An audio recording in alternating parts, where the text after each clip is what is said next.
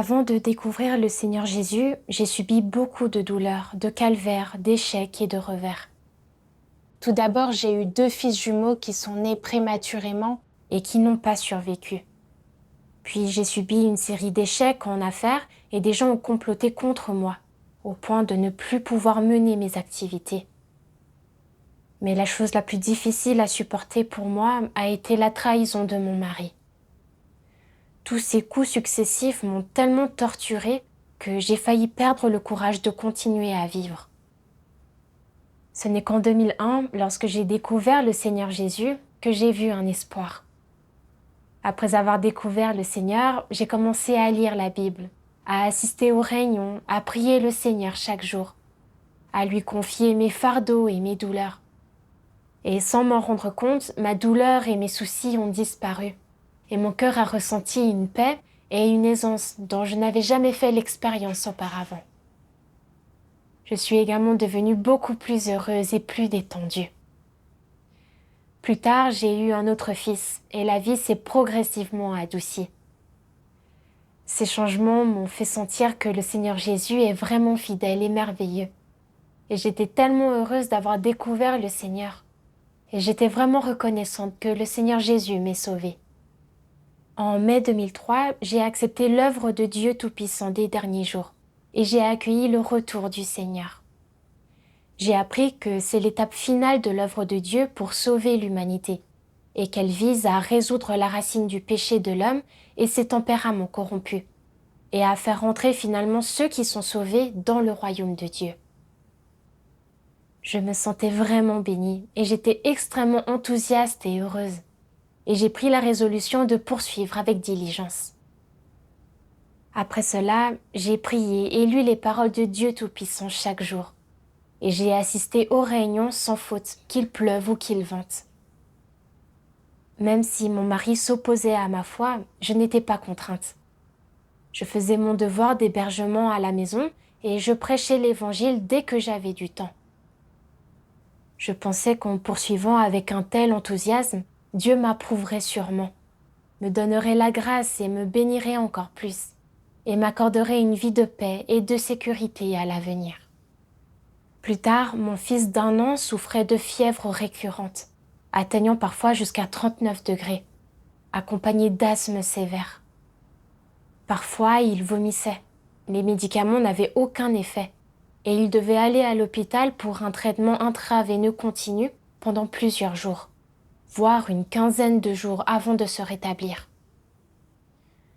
Voir mon enfant recevoir des injections ou prendre des médicaments chaque jour, voir son visage potelé devenir de plus en plus maigre et perdre son teint et son éclat rosé d'avant, me brisait le cœur et me faisait pleurer. Et je souhaitais simplement que cette maladie s'abatte sur moi à la place. Le médecin a dit que c'était de l'asthme allergique congénital et que cette maladie était assez problématique, sachant qu'aucun traitement spécial n'était disponible. Seulement un traitement conventionnel pour contrôler la maladie. Mais il a dit que lorsqu'il grandirait et que son système immunitaire se renforcerait, son état pourrait s'améliorer. Les paroles vagues du médecin m'ont rempli de douleur et d'un sentiment d'impuissance. Je priais souvent Dieu, lui demandant de guérir la maladie de mon enfant. Mais la maladie de mon enfant ne s'améliorait pas. Et j'ai commencé à avoir des notions en pensant. J'ai toujours été fervente dans ma poursuite, priant et lisant les paroles de Dieu chaque jour. Je n'ai jamais manqué les réunions et j'ai fait mes devoirs activement. Dieu devrait me bénir, non? Quand je croyais au Seigneur Jésus, j'avais la grâce, les bénédictions, la paix et la joie. Mais maintenant que je crois en Dieu Tout-Puissant, pourquoi n'a-t-il pas guéri la maladie de mon enfant?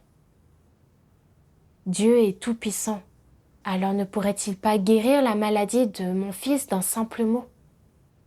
Pourquoi Dieu n'écoute-t-il pas mes prières? Je me suis rappelé en particulier l'enfant d'un parent qui était atteint de lésions cérébrales à cause d'un traitement pour une forte fièvre prise avec du retard. Mon fils était encore si jeune et je me demandais si ces fréquentes fièvres élevées allait endommager son cerveau et affecter son intelligence. Rien que d'y penser, cela me remplissait d'une douleur déchirante. Mes jumeaux précédents étaient déjà partis, et le médecin avait dit que mon corps avait du mal à tomber enceinte. Alors si quelque chose arrivait à mon fils, comment pourrais-je continuer ? En pensant à tout cela, je ne pouvais m'empêcher de pleurer amèrement, et je pleurais tout en priant désespérément Dieu, lui demandant d'avoir de la miséricorde, de protéger mon fils et de le guérir rapidement. Mais peu importe combien je priais, il semblait que Dieu ne m'écoutait pas.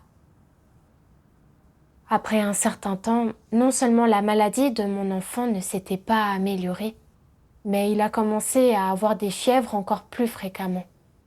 Et chaque fois qu'il était fébrile, il avait du mal à respirer. Il ne pouvait rien manger et régurgitait tout ce qu'il avalait. Voir mon enfant devoir endurer tant de souffrances à un si jeune âge était presque trop de chagrin à supporter. Et j'ai commencé à avoir des doutes sur Dieu, en pensant, quand je croyais au Seigneur Jésus et que je priais pour une guérison, il l'accordait toujours. Mais maintenant que je suis venue à croire en Dieu Tout-Puissant, pourquoi mes prières ne fonctionnent-elles pas ? Est-ce que je crois en la mauvaise chose ?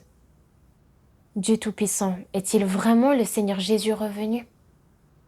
Parce que mon enfant était malade si souvent, je concentrais toute mon attention à m'occuper de lui.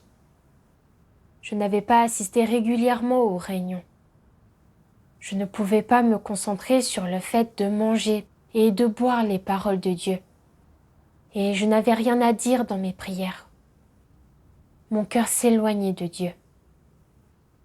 Plus tard, certaines sœurs sont venues m'aider et me soutenir, et elles m'ont trouvé quelques passages des paroles de Dieu à lire. J'ai lu ces paroles de Dieu Tout-Puissant. Dieu Tout-Puissant dit : chaque étape de l'œuvre que Dieu effectue sur les gens apparaît à l'extérieur comme des interactions entre les personnes, comme nées des arrangements humains ou d'une perturbation humaine. Mais, derrière chaque étape de l'œuvre et tout ce qui arrive, il y a un pari que Satan a fait devant Dieu, et cela requiert que les gens restent fermes dans leur témoignage pour Dieu. Considérez le moment où Job a été éprouvé. Par exemple, dans les coulisses, Satan faisait un pari avec Dieu, et ce à quoi Job était confronté, c'étaient les actions et les perturbations des gens. Derrière chaque étape de l'œuvre que Dieu fait sur vous, il y a le pari de Satan avec Dieu. Derrière cela, il y a une bataille. Tout ce que les gens font requiert une certaine quantité du sang de leur cœur. Sans souffrance concrète, ils ne peuvent pas satisfaire Dieu, ils ne sont même pas près de satisfaire Dieu, et ils ne font que débiter des slogans creux. Ces slogans vides peuvent-ils satisfaire Dieu ? Quand Dieu et Satan se livrent bataille dans le domaine spirituel, comment dois-tu satisfaire Dieu et comment dois-tu rester ferme dans ton témoignage pour lui ? Tu devrais savoir que tout ce qui t'arrive est une grande épreuve et le moment où Dieu a besoin que tu portes témoignage. L'une de mes sœurs a dit « De nombreuses choses décevantes se produiront dans nos vies, et derrière chacune d'elles se trouve une bataille spirituelle. Du point de vue de Dieu, Dieu nous fait traverser des épreuves, voyons si nous avons foi en lui, et si nous pouvons rester fermes dans notre témoignage. Du point de vue de Satan, Satan nous attaque et nous tente, avec pour but de nous faire douter de l'œuvre de Dieu, et puis de nier et de trahir Dieu. C'était exactement comme ce qui est arrivé à Job. En apparence, il semblait simplement que des voleurs avaient pris ses biens, et qu'il était couvert de furoncles douloureux. Mais en réalité, c'était Satan qui faisait un pari avec Dieu, simplement pour voir dans quel camp Job se rangerait. Aujourd'hui, Dieu Tout-Puissant est venu exprimer la vérité pour nous sauver, et Satan ne peut pas le supporter. Alors Satan utilise les maladies de nos enfants pour nous attaquer et nous perturber, essayant de nous faire douter de Dieu, ou même le renier et le quitter. Nous devons prier et nous appuyer davantage sur Dieu pour percer à jour les stratagèmes de Satan. Après avoir écouté l'échange de la sœur, j'ai réfléchi à mes comportements et aux choses que j'avais révélées. Et j'ai vu que je n'avais pas de foi réelle ni de soumission à Dieu, et que je n'avais pas non plus de discernement des stratagèmes de Satan. Je m'appuyais simplement sur mon enthousiasme dans ma foi, et je pensais avec mes notions et mon imagination que le Seigneur Jésus guérissait les malades, chassait les démons et accordait grâce et bénédiction, et que puisque Dieu Tout-Puissant est le Seigneur Jésus revenu, il peut sûrement montrer des signes et des prodiges pour guérir les malades et chasser les démons. Alors je priais Dieu sans cesse, lui demandant de guérir mon enfant. Je pensais que Dieu prendrait sûrement en compte ma poursuite passionnée et guérirait rapidement mon enfant. Mais quand la réalité était complètement à l'opposé de ce que je pensais, et que l'état de mon enfant non seulement ne s'était pas amélioré, mais avait empiré, j'avais commencé à douter de Dieu, et j'avais perdu ma motivation à prier, à assister aux réunions et à faire mes devoirs. J'avais révélé tant de corruption sans même m'en rendre compte. J'avais même pensé que mes idées étaient tout à fait correctes. Mais j'ai pris conscience que j'avais été complètement confuse dans ma foi en Dieu. En m'apercevant de mes lacunes, j'ai consciemment mangé et bu davantage de paroles de Dieu et assisté à plus de réunions. Et j'ai aussi prié Dieu, lui demandant de me guider pour tirer les leçons de la maladie de mon enfant. Un jour, pendant mes dévotions spirituelles, j'ai lu quelques passages des paroles de Dieu et j'ai gagné une certaine compréhension de l'œuvre de Dieu. Dieu Tout-Puissant dit « Dans les notions de l'homme, Dieu doit toujours accomplir des signes et des prodiges. Il doit toujours guérir les malades et chasser les démons. Et il doit toujours être exactement comme Jésus. Néanmoins, cette fois-ci, Dieu n'est pas du tout comme cela. Si au cours des derniers jours, Dieu continuait à accomplir des signes et des prodiges, à chasser les démons, à guérir les malades, s'il faisait exactement la même chose que Jésus, alors Dieu serait en train de répéter la même œuvre, et l'œuvre de Jésus n'aurait aucune signification ou valeur. Ainsi, Dieu réalise une étape de l'œuvre à chaque ère. Une fois que chaque étape de son œuvre est achevée, des mauvais esprits tentent immédiatement de l'imiter, et après que Satan commence à suivre Dieu de près, Dieu opte pour une autre méthode. Une fois que Dieu a achevé une étape de son œuvre, les mauvais esprits tentent de l'imiter. Vous devez être au clair à ce sujet. Pourquoi l'œuvre de Dieu aujourd'hui est-elle différente de l'œuvre de Jésus ? Pourquoi aujourd'hui Dieu n'accomplit-il pas de signes et de prodiges ? Ne chasse-t-il pas les démons et ne guérit-il pas les malades ? Si l'œuvre de Jésus avait été la même que l'œuvre effectuée au cours de l'ère de la loi, aurait-il pu représenter le Dieu de l'ère de la grâce ? Aurait-il pu achever l'œuvre de la crucifixion ? Si Jésus avait rejoint le temple et observé le sabbat comme à l'ère de la loi, sans être persécuté par quiconque et en étant accueilli par tous, aurait-il pu être crucifié ? Aurait-il pu achever l'œuvre de la rédemption ? À quoi cela servirait-il que Dieu incarné des derniers jours accomplisse des signes et des prodiges, comme Jésus l'a fait ?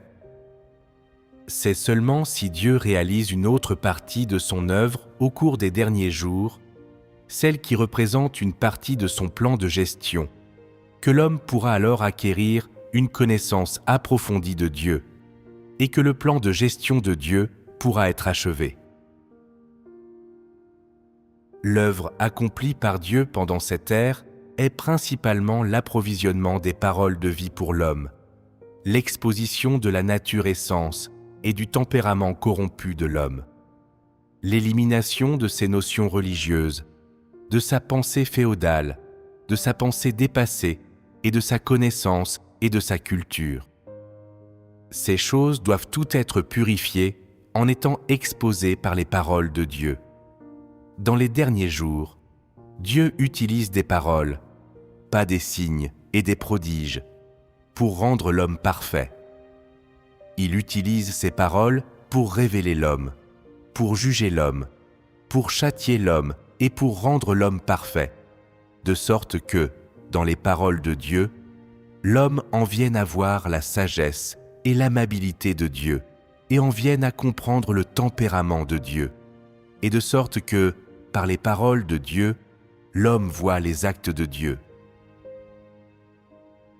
Aujourd'hui, il doit être clair pour vous tous qu'au cours des derniers jours, c'est principalement le fait de la parole faite chair qui est accompli par Dieu.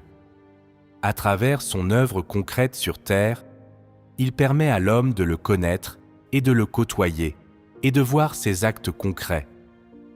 Il permet à l'homme de voir clairement qu'il est capable d'accomplir des signes et des prodiges, et qu'il y a aussi des moments où il n'est pas capable de le faire. Cela dépend de l'ère. À partir de cela, tu peux te rendre compte que Dieu n'est pas incapable d'accomplir des signes et des prodiges, mais qu'au contraire, il change sa façon d'œuvrer selon l'œuvre qui doit être réalisée et selon l'ère. Au stade actuel de l'œuvre, il n'accomplit pas de signes et de prodiges. Il a accompli quelques signes et prodiges dans l'ère de Jésus parce que son œuvre à cette ère était différente. Dieu ne fait pas cette œuvre aujourd'hui, et certaines personnes le croient incapable d'accomplir des signes et des prodiges. Ou bien elles pensent que puisqu'il n'accomplit pas de signes et de prodiges, alors il n'est pas Dieu. N'est-ce pas là une idée fallacieuse ? Dieu est capable d'accomplir des signes et des prodiges, mais il œuvre dans une ère différente, donc il ne fait pas ce genre d'œuvre. Dans différentes ères, et selon les différentes étapes de son œuvre, Dieu manifeste différents actes. La croyance de l'homme en Dieu n'est pas la croyance en des signes et des prodiges, ni la croyance aux miracles, mais la croyance en son œuvre concrète au cours de la nouvelle ère. L'homme arrive à connaître Dieu par la façon dont Dieu œuvre, et cette connaissance suscite en l'homme la croyance en Dieu, c'est-à-dire la croyance en l'œuvre et les actes de Dieu. Dans cette étape de l'œuvre, Dieu parle principalement. N'attends pas de voir des signes et des prodiges. Tu n'en verras aucun. En effet, tu n'es pas né pendant l'ère de la grâce. Si tu l'avais été, tu aurais pu voir des signes et des prodiges. Mais tu es né pendant les derniers jours. Et donc, tu ne peux voir que l'aspect concret et la normalité de Dieu. Ne t'attends pas à voir le Jésus surnaturel pendant les derniers jours. Tu n'es capable de voir que le Dieu incarné concret, qui n'est pas différent de tout être humain normal. Dans chaque ère, Dieu manifeste différents actes. Dans chaque ère, il manifeste une partie de ses actes. Et l'œuvre de chaque ère représente une partie du tempérament de Dieu et une partie des actes de Dieu. Les actes qu'il manifeste varient avec l'ère dans laquelle il œuvre, mais ils permettent tous à l'homme d'approfondir la connaissance qu'il a de Dieu et lui permettent d'avoir une croyance en Dieu plus vraie et plus solide.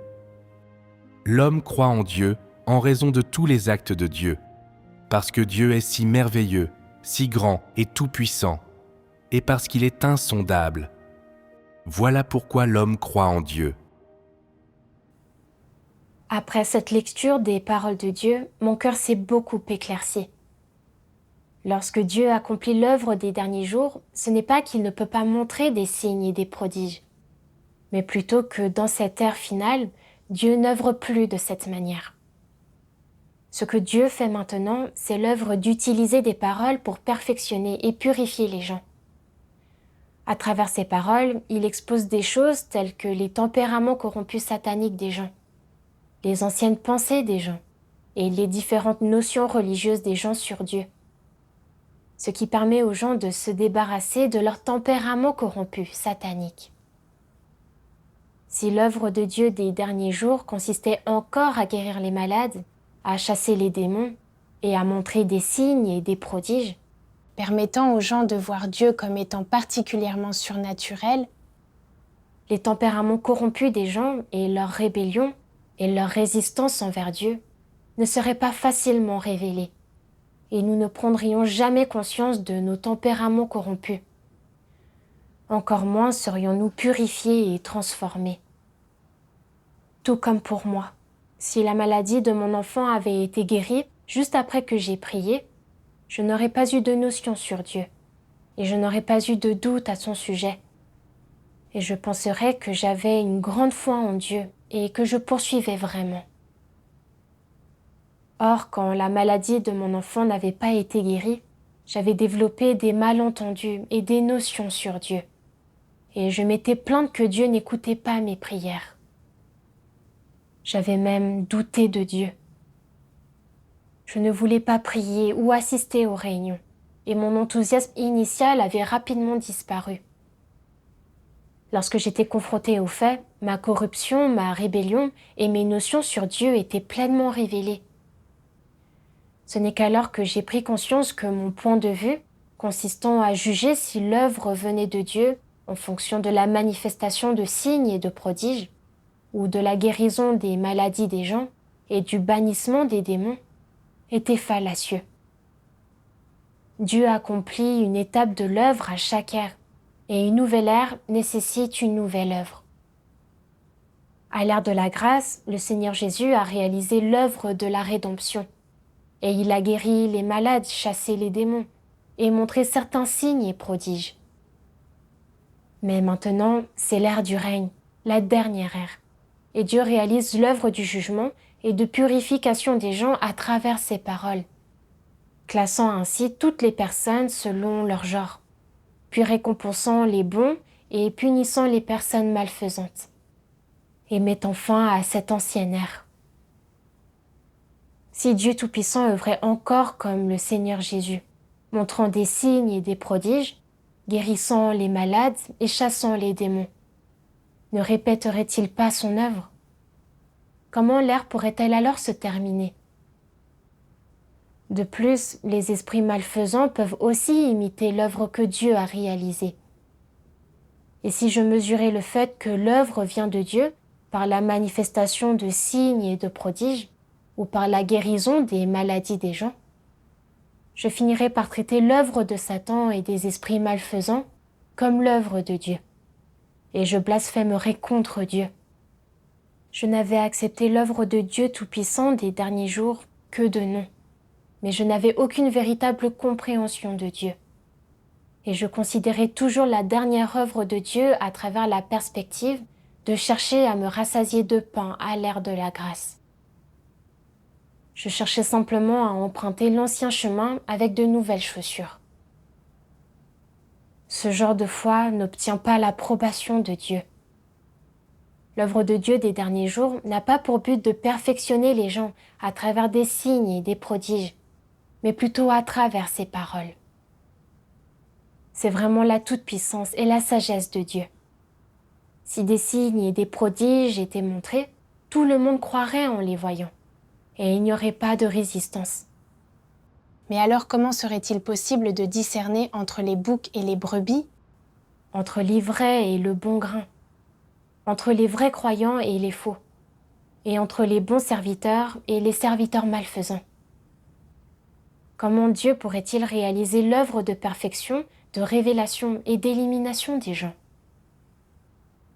Maintenant, Dieu Tout-Puissant œuvre en exprimant la vérité pour conquérir et sauver les gens. Et il ne montre pas de signes et de prodiges.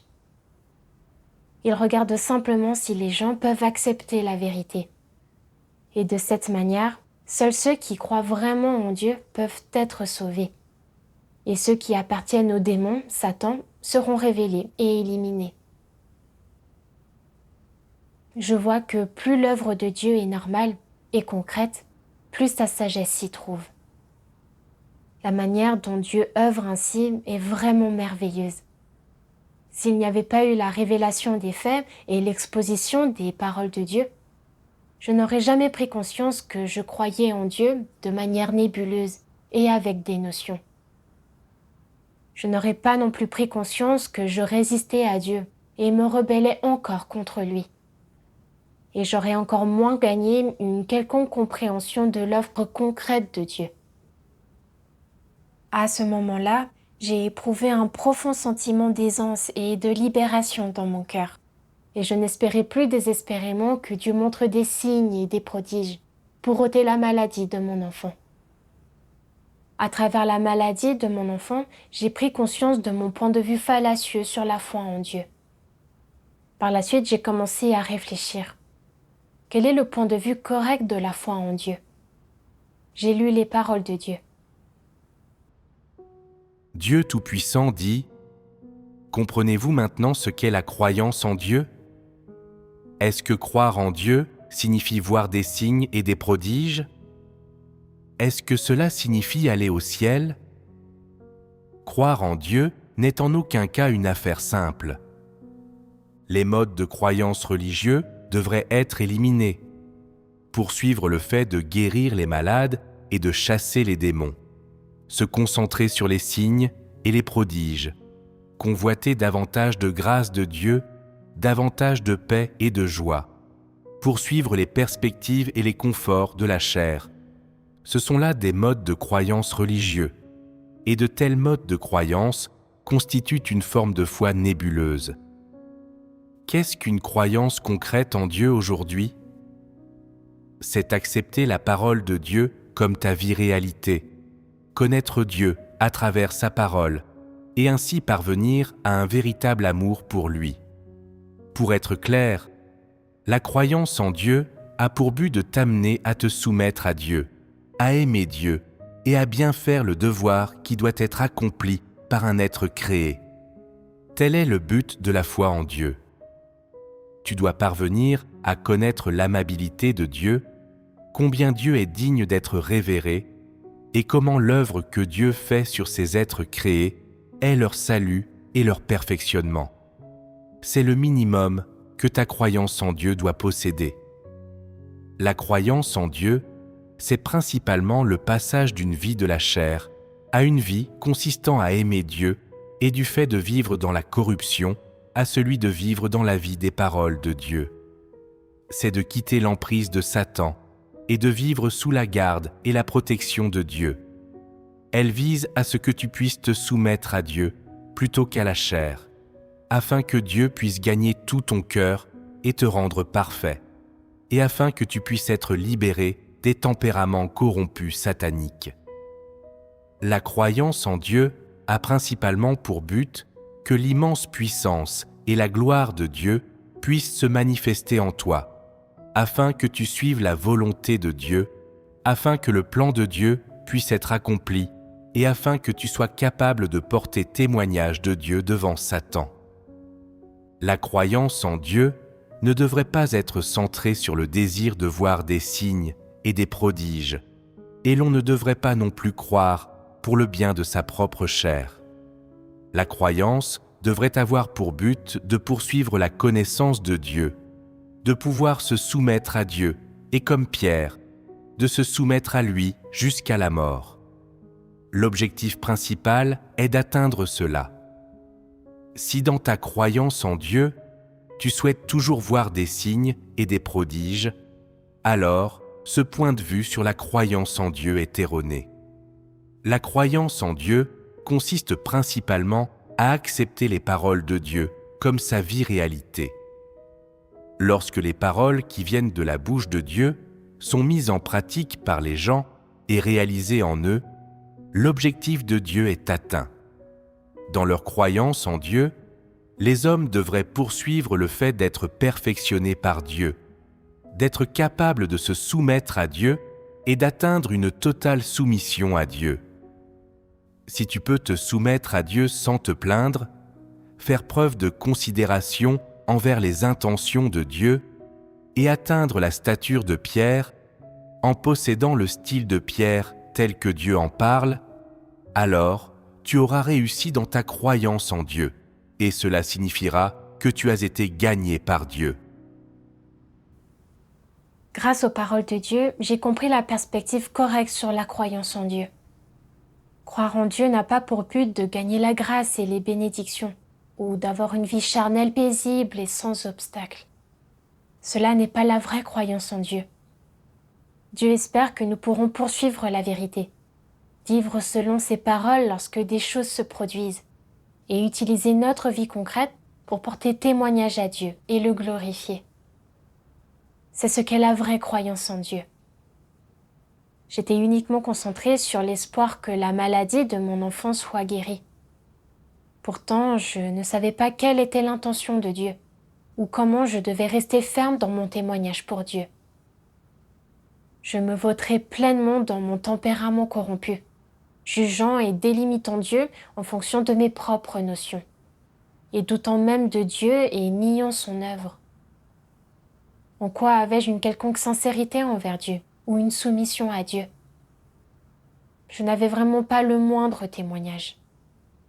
Lorsque mon enfant était malade, Dieu scrutait également mon attitude, voyant si j'avais une vraie foi en lui et une vraie soumission à lui. Je devais mettre de côté mes propres notions, et peu importe ce qui arrivait avec la maladie de mon enfant. Je ne pouvais pas continuer à être aussi négative, faible ou à m'éloigner de Dieu. Mais les résolutions sont faciles à prendre. Il est beaucoup plus difficile de pratiquer réellement la vérité. Un après-midi, au moment même où nous allions nous réunir, mon enfant a de nouveau eu de la fièvre. Et j'ai clairement pris conscience dans mon cœur que c'était Satan qui essayait de me tenter et qui essayait de me faire renoncer à aller à la réunion. J'ai pensé aux paroles de Dieu. Si tu ne peux pas porter témoignage devant Satan, Satan se moquera de toi. Il te traitera comme une plaisanterie, comme un jouet. Et il te fera souvent passer pour un idiot et sèmera le désordre dans ton esprit. Sachant que ce qui m'inquiétait le plus, c'était mon enfant, Satan utilisait sans arrêt la maladie de mon enfant pour essayer de me perturber et m'empêcher d'assister aux réunions. Par le passé, je ne comprenais pas la vérité et je n'arrivais pas à percer à jour les stratagèmes de Satan. Et chaque fois qu'il y avait un conflit entre une réunion et la maladie de mon enfant, je paniquais et j'abandonnais rapidement la réunion pour emmener mon enfant voir un médecin, étant manipulé par Satan. Quand je n'avais pas de réunion, mon enfant n'avait pas de fièvre, mais dès que j'en avais une, il avait de la fièvre. Plus j'y pensais, plus il devenait clair que c'était entièrement un stratagème de Satan, et je savais que je ne pouvais plus être liée et contrôlée par Satan. J'ai prié Dieu dans mon cœur. Dieu, je ne veux plus être berné ou tourmenté par Satan. Je veux me réunir avec mes frères et sœurs. S'il te plaît, aide-moi. Après avoir prié, mon cœur s'est un peu calmé. J'ai vérifié l'état de mon fils. Sa fièvre était seulement bénigne et il semblait de bonne humeur. Alors je l'ai laissé avec ma belle-mère et je lui ai demandé de lui donner un médicament contre la fièvre. Et je suis allée à la réunion. À ma grande surprise, après la réunion, je suis revenue chez moi et j'ai vu mon enfant s'amuser joyeusement avec des jouets. Ma belle-mère a dit que la fièvre était tombée sans médicament. J'étais tellement heureuse et émue que j'ai fondu en larmes. J'ai pensé à la manière dont, auparavant, la fièvre de mon fils ne cessait jamais, et à la manière dont nous devions aller à l'hôpital pour des perfusions, afin qu'il aille mieux. Mais cette fois, la fièvre était tombée sans aucun médicament. Je pouvais à peine y croire, et dans mon cœur, je n'arrêtais pas de remercier et de louer Dieu. Grâce à cette expérience, j'ai également compris que, même si au début, quand mon enfant était malade, j'avais prié Dieu, Dieu n'avait pas guéri mon enfant. Et il y avait la sagesse de Dieu dans cela. À l'époque, mon cœur était plein de notions, d'imagination et de délimitation concernant Dieu. Et je n'avais aucune compréhension de l'œuvre de Dieu des derniers jours, qui conquiert et perfectionne les gens à travers ses paroles. et je n'avais aucun discernement concernant les tentations et les perturbations de Satan. Dieu avait donc permis que les perturbations et les tentations de Satan viennent sans cesse pour me purifier, afin que je puisse comprendre la vérité et connaître Dieu. Dans ce processus, j'avais révélé des notions, des malentendus, des plaintes et des doutes envers Dieu. Et Dieu avait alors utilisé ces paroles pour m'éclairer et me guider, exposant et jugeant mes notions et ma corruption, me permettant de comprendre la nature normale et concrète de l'œuvre de Dieu des derniers jours, et de reconnaître ma rébellion et ma résistance, et m'aidant également à apprendre à discerner les stratagèmes de Satan. En fin de compte, j'ai pu mettre de côté mes notions, me rebeller contre ma chair et pratiquer la vérité. J'ai vu que Dieu qui œuvre de cette manière est vraiment tout-puissant et concret, et extrêmement sage. À travers cette expérience, j'ai vraiment reconnu l'autorité et le pouvoir des paroles de Dieu. Et j'ai vu que Dieu utilise des paroles concrètes et une œuvre concrète pour conquérir et perfectionner les gens, et pour gagner leur cœur. Que Dieu œuvre de cette manière dans les derniers jours est beaucoup plus significatif que s'il avait montré des signes et des prodiges. Cela m'a rappelé un passage des paroles de Dieu. Dans l'œuvre des derniers jours, la puissance de la parole est plus grande que celle de la manifestation de signes et de prodiges. Et l'autorité de la parole surpasse celle des signes et des prodiges. Ces paroles sont si réelles.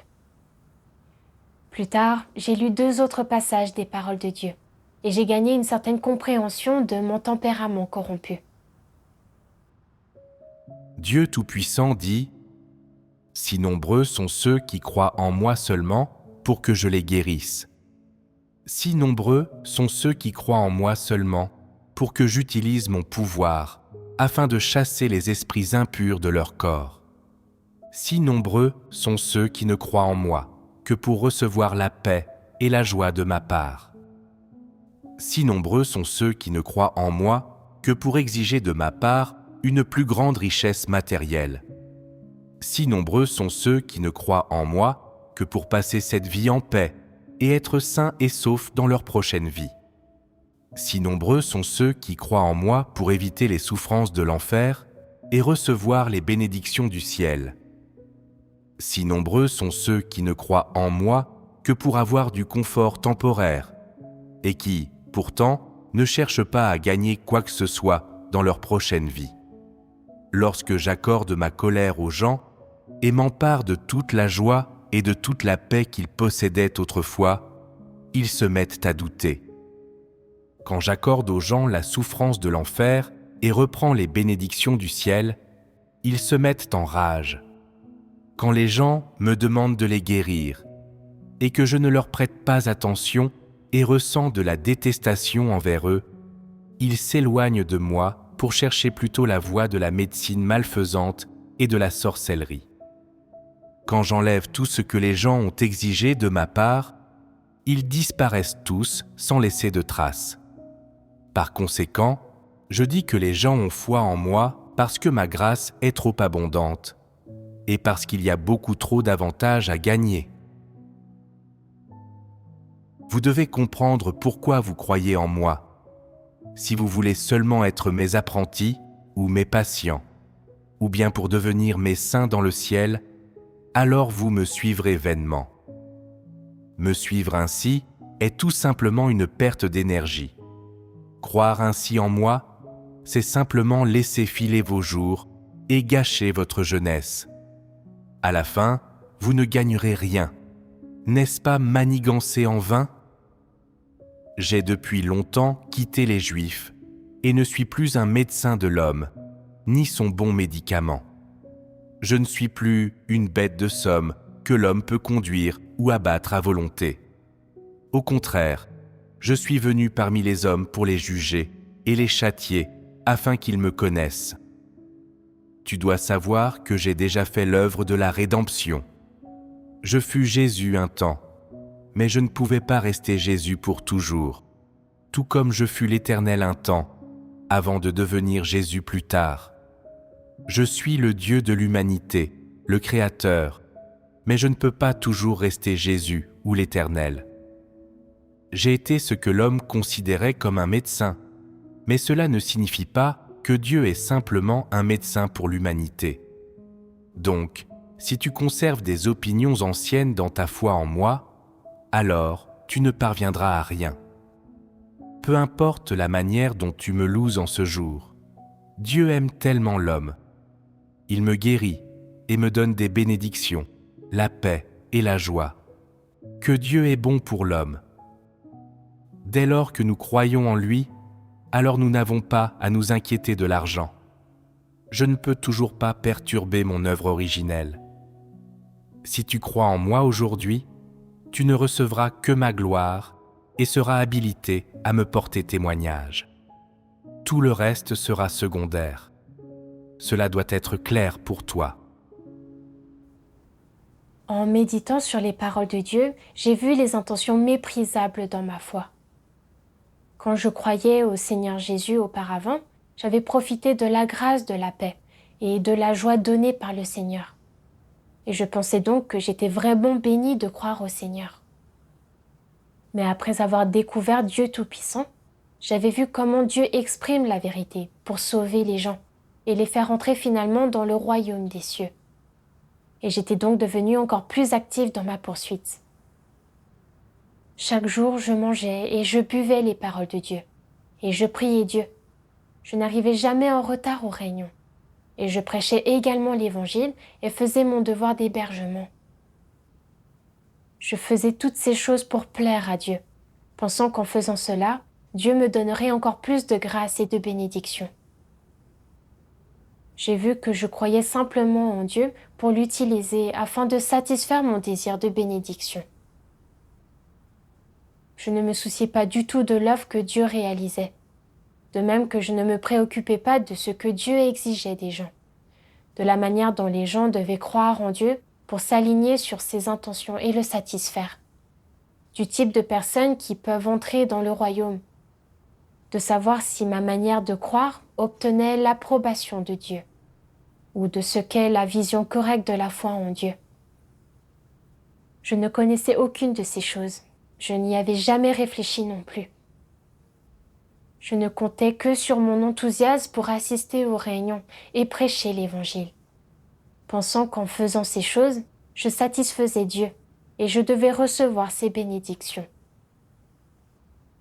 Quand mon enfant avait une forte fièvre qui ne tombait pas, la grâce et les bénédictions pour lesquelles je priais n'étaient nulle part.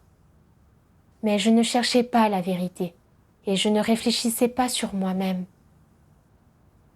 Au lieu de cela, dans mon cœur, je doutais de Dieu et je niais son œuvre. J'ai vu que mon désir de bénédiction était trop fort. Dieu est le Créateur et je suis un être créé.